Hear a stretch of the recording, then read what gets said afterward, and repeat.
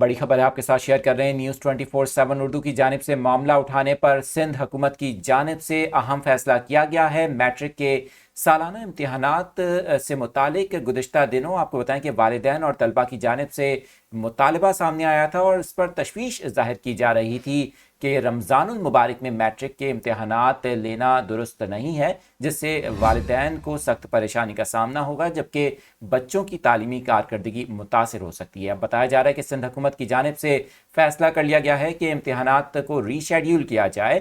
مارچ کے مہینے میں ہونے والے امتحانات اب رمضان المبارک اور عید کے بعد لیے جائیں گے۔ آپ کو یہ بھی بتائیں کہ وزیر تعلیم سندھ کی جانب سے منگل کے روز محکمہ تعلیم کی ایگزیکٹو کمیٹی کا اہم اجلاس طلب کیا گیا ہے۔ اس اجلاس میں صوبے بھر میں میٹرک کے امتحانات کی تاریخ تبدیل کر کے نئی تاریخ دینے کا فیصلہ متوقع ہے۔